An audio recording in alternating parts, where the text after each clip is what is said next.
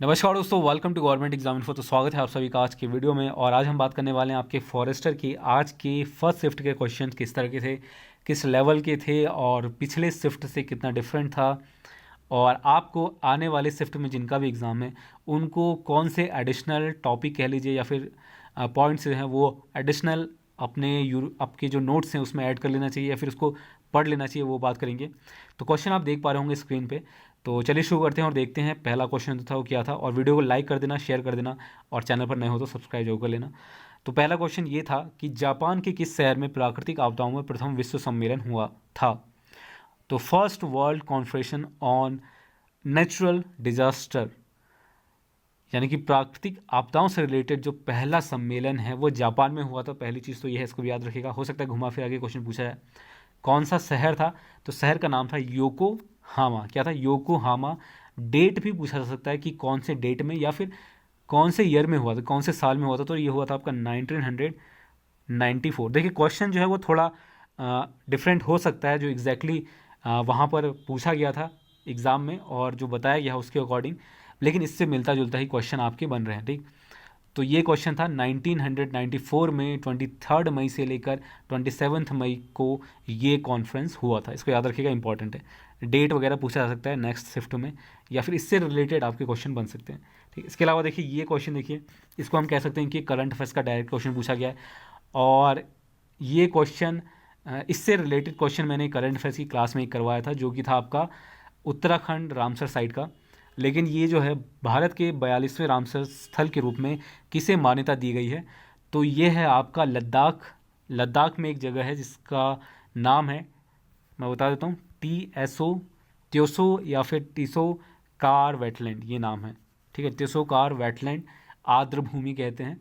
और वेटलैंड्स को ही Ramsar site के रूप में मेंशन किया जाता है। और अभी हाल ही में 42वें रामसर साइट के रूप में जिसे डेजिग्नेट किया गया है वो है आपका लद्दाख।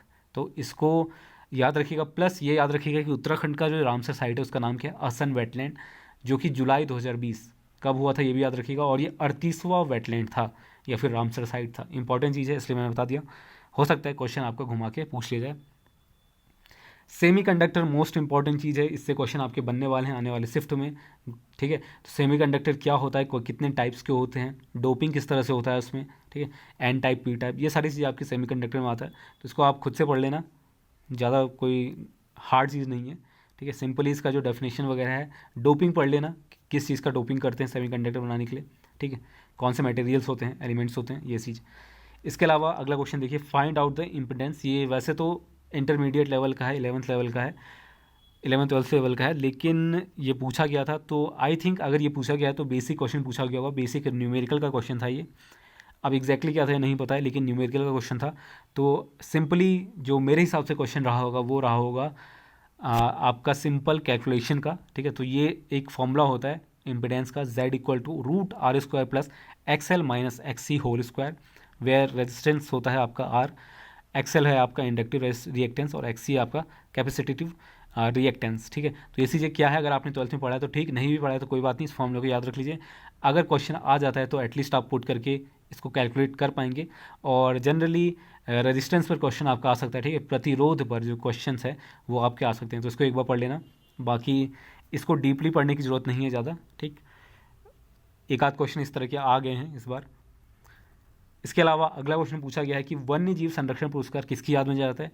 तो ये क्वेश्चन एक अलग तरीका का पूछा गया है। ठीक है, तो वन्य जीव संरक्षण पुरस्कार की बात करें तो ये दिया जाता है अमृता देवी बिश्नोई। तो देखिए जो आपके एनवायरनमेंट से रिलेटेड चीज़ें हैं उससे क्वेश्चन आपका बन रहा है। एक तरह से कह सकते हैं एनवायरनमेंट से क्वेश्चन आ रहे हैं, लेकिन इसका मतलब ये नहीं कि सारे क्वेश्चन ही आ रहे हैं।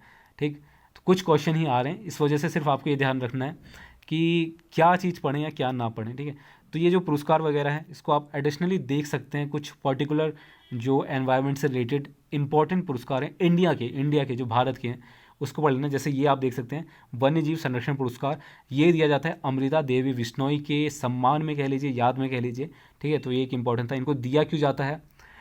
बेसिकली जो अमृता देवी बिश्नोई थी ये माफ़ कीजिए 1731 में इनका कह लीजिए इनकी मृत्यु हुई थी। तब हुई थी जब ये ट्राई कर रही थी प्रोटेक्ट करने का केजरी ग्रुप्स को, यानी कि केजरी का जो एक उपवन था केसरी ट्रीज़ का, यानी कि केसरी नाम का एक पेड़ होता है, उसका जो ग्रोव कह लीजिए या फिर समूह कह लीजिए एक छोटा, उसको प्रोटेक्ट करते वक्त जो प्रोटेस्टेंट थे उन्होंने इनकी हत्या कर ली थी, या फिर कह लीजिए उनको प्रोटेक्ट करते वक्त उनकी जान चली गई थी। तो 1731 में ये इस चीज़ को करते हुए शहीद कह लीजिए या फिर उनकी जान चली गई थी प्रोटेक्ट करते वक्त। तो ये राजस्थान से बिलोंग करती है और राजस्थान का एक केसरी ट्री है। तो इन्हीं के सम्मान में, इन्हीं के याद में अमृता देवी बिश्नोई वन्य जीव संरक्षण पुरस्कार दिया जाता है। ठीक, इसको घुमा के पूछा जा सकता है क्वेश्चन।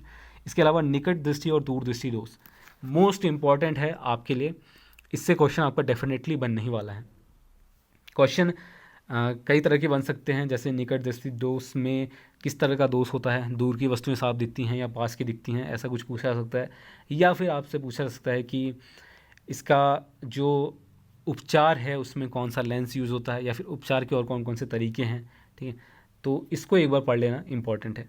इसके बाद अगला क्वेश्चन देखिए, निम्न में से कौन सा उत्तर से बहने वाली नदी है, यानी कि उत्तर से, आई थिंक ये क्वेश्चन मुझे एग्जैक्टली नहीं पता है, लेकिन मेरे हिसाब से क्वेश्चन ये होगा कि उत्तर से दक्षिण या ऐसा कुछ क्वेश्चन होगा, यानी कि उत्तर दिशा से बहने वाली नदियाँ कौन सी है, ये क्वेश्चन हो सकता है। तो उत्तर से जो बहती हैं उसमें आपका होगा नर्मदा, मही, साबरमती, ताप्ती, ये सारी नदियाँ जो हैं उत्तर से बहती हैं, तो इसको ध्यान में रखिएगा। तो नदियों से भी क्वेश्चन पूछ लिया गया है इस बार, ये चीज़ है। इसके अलावा अगला क्वेश्चन देखिए, अगला क्वेश्चन है ग्रासलैंड। ग्रासलैंड से क्वेश्चन पूछा है, ठीक है। निम्न में से अमेरिका का ग्रासलैंड कौन सा है, अमेरिका का कौन सा है, प्रेयरीज, ये नाम याद रखिएगा, प्रेयरीज। साउथ अमेरिका का था क्वेश्चन, उत्तरी अमेरिका यहाँ दिया गया है। उत्तरी अमेरिका का जो आपका ग्रासलैंड है उसका नाम है प्रेयरीज, ठीक। और इसमें अगर अन्य कंट्रीज़ का नेक्स्ट शिफ्ट में पूछ लिया जाए तो कुछ मैं बता देता हूँ जो इंपॉर्टेंट है। जैसे पूछताछ नाम का एक है आपका, हंगरी का है ये, ठीक है, ग्रासलैंड, क्या नाम है, पूछताछ, हंगरी। इसके अलावा पंपास नाम का एक ग्रासलैंड है जो कि अर्जेंटीना, उरुग्वे का है। इसके अलावा वेल्स नाम का है, VELDS, वेल्स नाम का एक ग्रासलैंड है, साउथ अफ्रीका का है ये। डाउन्स नाम का एक है, ठीक, जो कि ऑस्ट्रेलिया का है। और एक है आपका कैंटबरी, न्यूजीलैंड का। तो कुछ इंपॉर्टेंट ग्रासलैंड्स है जिसके क्वेश्चन आपके बन सकते हैं। अगर ये पूछा गया है आज तो हो सकता है आने वाले शिफ्ट में या फिर कुछ दिनों में ये क्वेश्चन आपको देखने को मिले। इसके बाद अगला क्वेश्चन देखिए, न्यूट्रिएंट साइकिल, ये क्या होता है, इसको सर्च करना आसानी से आपको मिल जाएगा। इसको एक बार रीड कर लेना, ये क्या चीज़ है, ठीक है। न्यूट्रिएंट साइकिल जो होता है, पोषक चक्र जिसे कहते हैं हिंदी में, तो इसको एक बार देख लेना। इसके अलावा एक क्वेश्चन आपका था लॉ ऑफ मोशन से, ठीक है। लॉ ऑफ मोशन से आई थिंक फोर्स से रिलेटेड कुछ था, तो एग्जैक्टली नहीं पता, लेकिन फोर्स और आपका जो लॉ ऑफ मोशन है इसके इक्वेशंस देख लेना एक बार, ठीक है। वो आपको मिल जाएगा इजली NCERT वगैरह में। और फोर्स यानी कि बल, उसके क्वेश्चन भी आप देख लेना, जो बेसिक क्वेश्चन होते हैं वही पूछा जाएगा, ज़्यादा डिफिकल्ट यहाँ पर नहीं रहने वाला है। इसके बाद आगे बढ़ते हैं। इसके बाद देखिए एक क्वेश्चन आपका उष्मा गतिकी से था। वैसे तो डायरेक्टली आपका 10th लेवल के बुक्स में ये स्पेशली मेंशन नहीं है, लेकिन फिर भी इसको एक बार देख लेना। थर्मोडायनेमिक्स बेसिकली ये है क्या, ठीक है, इसमें क्या कॉन्सेप्ट है थर्मोडायनेमिक्स का, और इसमें कौन कौन से टर्म्स होते हैं, ये चीज़ देख लेना। और इसका जो लॉ है कुछ, उसको एक बार देख लेना, ठीक, अगर समय मिले तो। वैसे आप इसको स्किप भी कर सकते हैं, हो सकता है आने वाले समय ना पूछे, हो सकता है पूछ भी लिया जाए, तो कुछ कह नहीं सकते हैं। जो क्वेश्चन था उसके अकॉर्डिंग। एक क्वेश्चन था आपका हार्वेस्टिंग सिस्टम में, तो पर्टिकुलरली शायद कोई स्टेट से रिलेटेड हार्वेस्टिंग सिस्टम होता है, उसका एक क्वेश्चन था। अब एग्जैक्टली कौन सा था ये नहीं पता, लेकिन हार्वेस्टिंग सिस्टम का एक क्वेश्चन था, तो इसको हार्वेस्टिंग सिस्टम को एक बार पढ़ना। इसके अलावा एक क्वेश्चन था आपका, 1 वाट बराबर होता है तो किसके बराबर होता है, 1 जूल पर सेकंड के बराबर होता है, या फिर कह लीजिए 1 kg मीटर स्क्वायर पर सेकंड क्यूब, ये कह लीजिए आप, ठीक। तो ये भी एक दूसरा फॉर्म है इसको रिप्रेजेंट करने का। तो इस तरह से आपको ऑप्शन में दिया जा सकता है, या तो जूल में, या फिर किलोग्राम मीटर पर सेकंड, मीटर स्क्वायर पर सेकंड क्यूब में, इस तरह से दिया जा सकता है। मिरर फॉर्मूला, देखिए आपका जो मिरर है, लेंसेज हैं, इससे क्वेश्चन आपके बन रहे हैं, ठीक है। तो इसको अच्छे से देख लेना, लेंस को खास तौर से। जो मिरर फॉर्मूला होता है वो क्या होता है मैं बता देता हूँ। 1/f is equal to 1/u plus 1/v, ये एक रिलेशन होता है फोकल लेंथ u ऑब्जेक्ट की दूरी से, ऑब्जेक्ट की दूरी, और यानी कि जहाँ पर ऑब्जेक्ट है, और v होता है आपका इमेज जहाँ पर बना है उसकी डिस्टेंस, कहाँ से, आपका जो दर्पण है, ठीक है। और f क्या होता है, फोकल लेंथ, ठीक है। तो ये रिलेशन होता है और इसे कहते हैं मिरर फार्मूला। इससे न्यूमेरिकल भी आ सकते हैं आपका, ठीक है। आपको f दे दिया जाए, v दे दिया जाए, u कैलकुलेट करना हो, इस तरह से आपको दे सकते हैं। एक क्वेश्चन था आपका, अमेजन नदी कहाँ से बहती है, तो ये साउथ अमेरिका की नदी है, ठीक है। तो ये चीज़ है। तो देखिए फ़िलहाल इतने ही क्वेश्चन है, इससे आपको एक बेसिक आइडिया हो गया होगा कि किस तरह के क्वेश्चन बन रहे हैं। और मैंने आपको बता दिया 2-3 इंपॉर्टेंट चीज़ें हैं, जैसे कि सेमीकंडक्टर आपको अच्छे से पढ़ लेना है, आपको लेंसेज और मिरर के बारे में अच्छे से पढ़ना है, दूरदृष्टि दोष, निकट दृष्टि दोष जिसे कहते हैं वो आपको पढ़ लेना है। ये 2-3 टॉपिक हैं जिससे 100% क्वेश्चन आपके आने ही आने हैं। बाकी कुछ क्वेश्चन ऐसे हैं जो करंट अफेयर्स के भी पूछ लिए गए हैं और आपके जो एनवायरनमेंट से रिलेटेड क्वेश्चंस हैं, ठीक है, वो पूछे गए हैं। तो ये चीज़ है, इन चीज़ों को आप एडिशनली चाहें तो पढ़ सकते हैं, समय मिले तो, ठीक है, थोड़ा सा टाइम लेके। तो बस आज के लिए इतना ही। उम्मीद करता हूँ वीडियो आपको अच्छी लगी। वीडियो अच्छी लगी तो लाइक करें, शेयर करें, चैनल को सब्सक्राइब करके जाएँ। तब तक के लिए धन्यवाद, मिलते हैं आपसे अगली वीडियो में।